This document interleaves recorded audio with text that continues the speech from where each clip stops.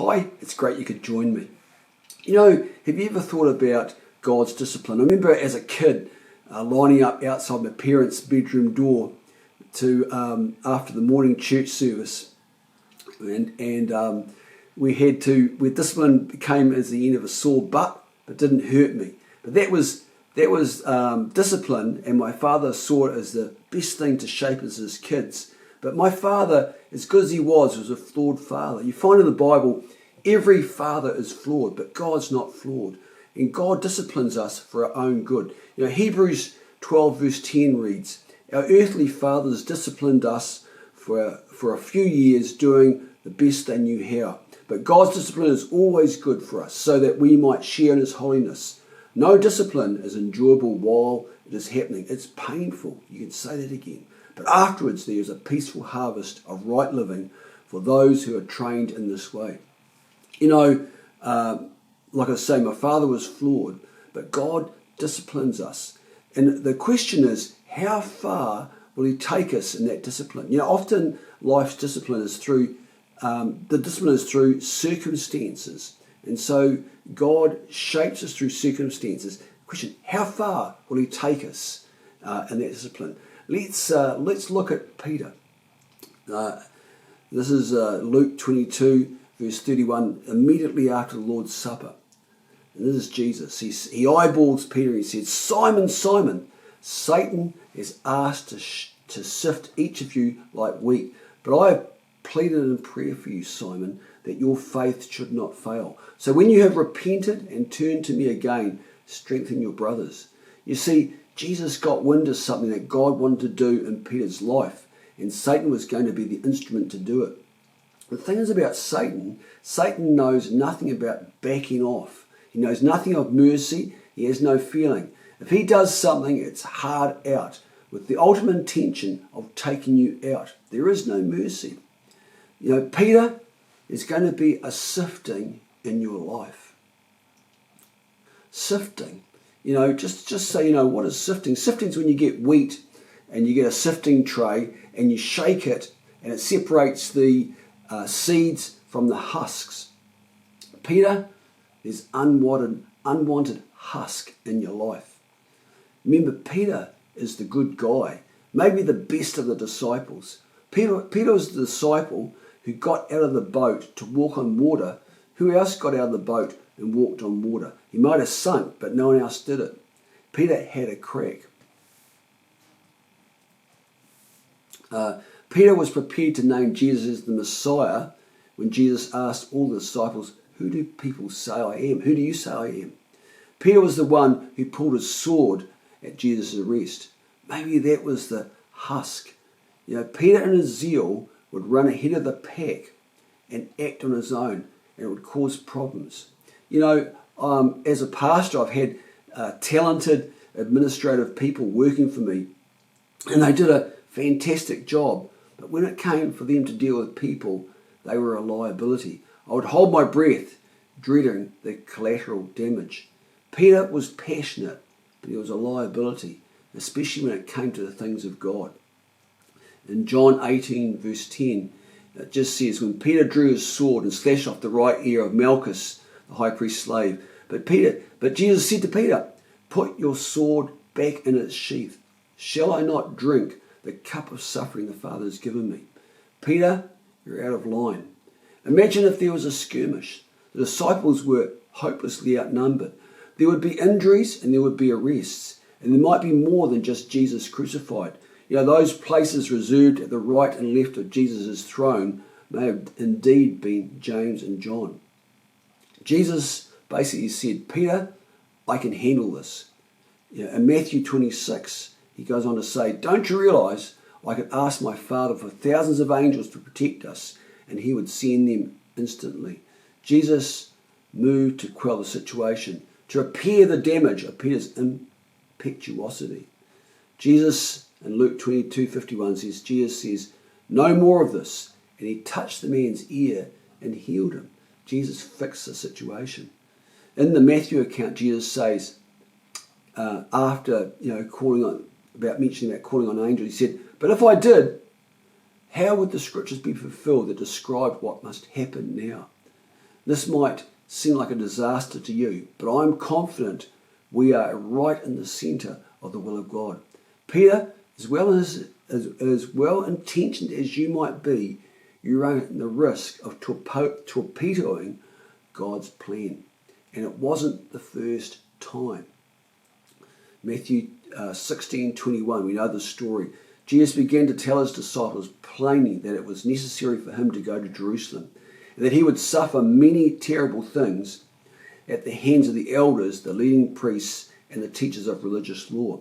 He would be killed, but on the third day he'll be raised from the dead. In verse 22, but Peter took him aside and began to reprimand him for saying such things. Heaven forbid, Lord, he said, this will never happen to you. Peter was exercising what we would call today good pastoral care. We might have done the same thing.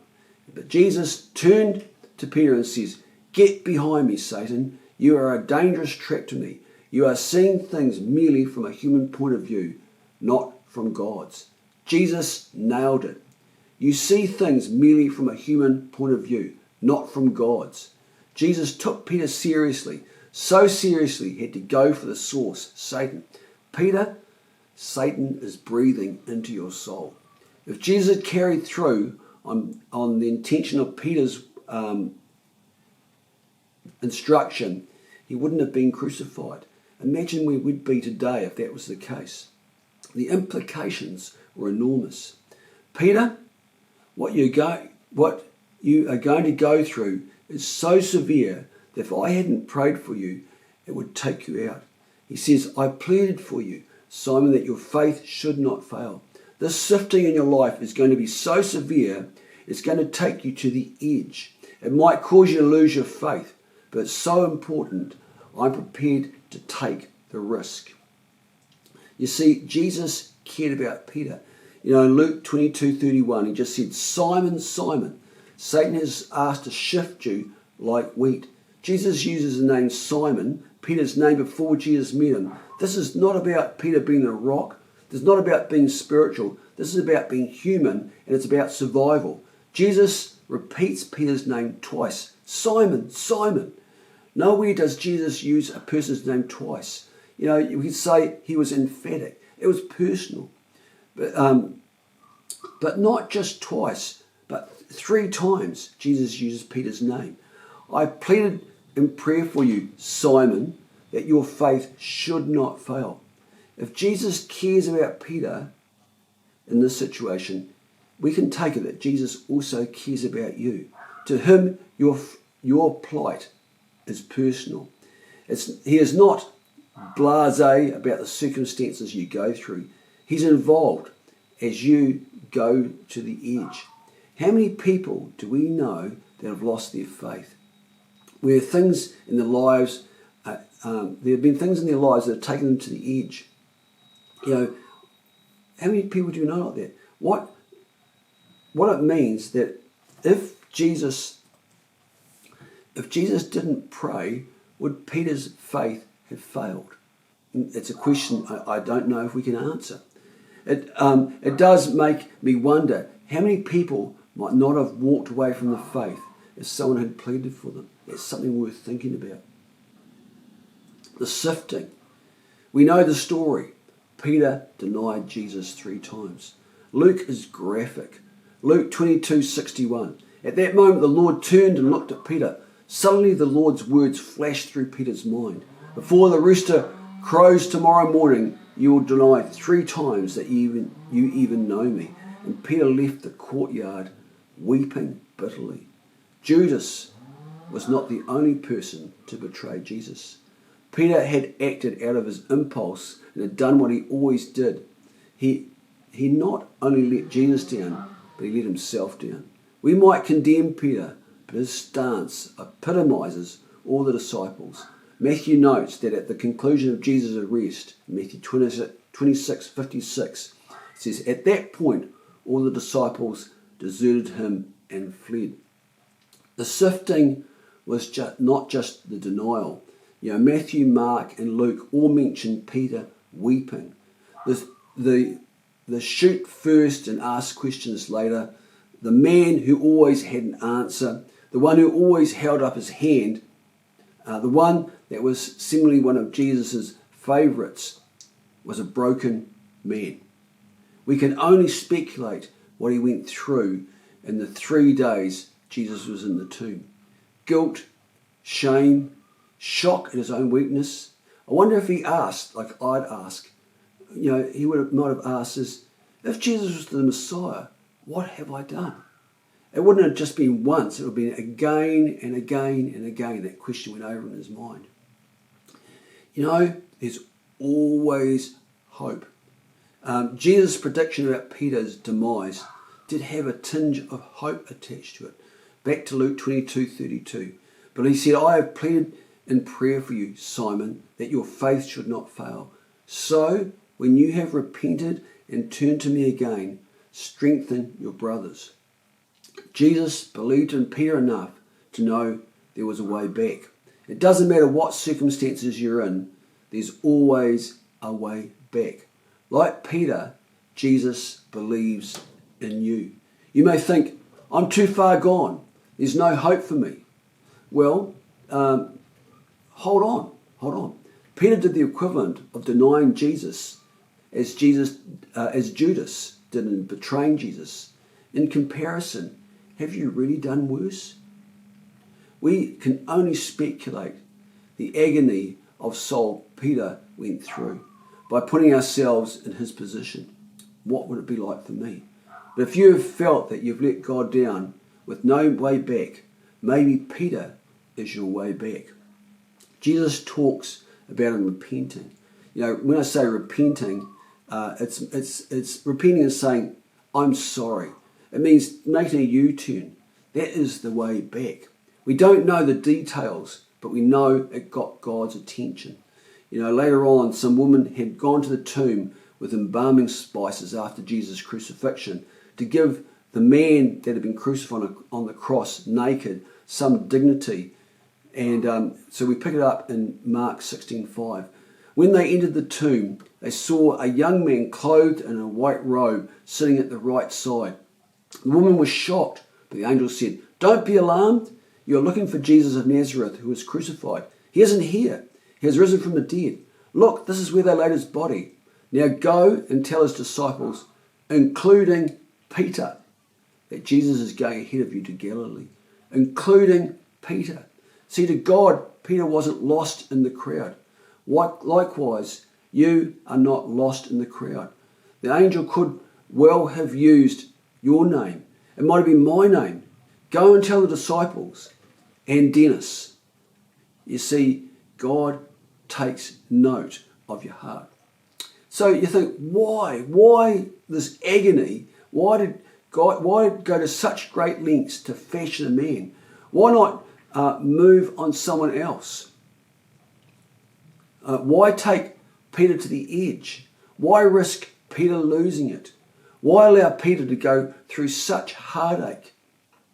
And then there's the question, if Peter, does that mean that God might do it to me? He might do it to us. Would God take such huge, if God took such huge risks with Peter, would he take those same risks with me? Would he take me to the edge where I'll just about lose my faith? And some people do. Surely we ask, surely there must be another way. Why would God do that? Maybe that's something that you're going to have to wrestle through. I'm not going to answer that question completely. Think about it. But in Acts 2, there was a pre-meeting with 120 people. And then there was the sound of a roaring wind, like a thunderstorm. And it looked like tongues of fire appeared and settled on each person. And they all began speaking in other languages about the wonderful things God was doing on the earth.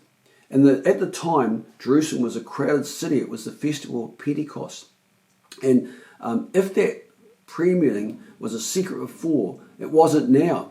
People came running from all over the place with the commotion. There were the lookers, and then there were the mockers. The mockers, Acts 2 verse 13. They're just drunk, that's all. Then Peter stepped forward. Peter stepped forward with 11 other apostles and shouted to the crowd, Listen carefully, all of you, fellow Jews and residents of Jerusalem. So you see, Peter stepped forward. The man was able to speak for the other disciples. One man had personally experienced God's mercy and had come back from the edge. He says, I know this works. I know about the grace of God, and it's not me. One man understood that it wasn't his ability, but God's ability through him that would make the difference. One man was believable, and 3,000 people believed him. 3,000 people were added to the church that day. Was taking Peter to the edge worth it? Was it? He will take you to the edge because it's worth it. Think about it and have a good day.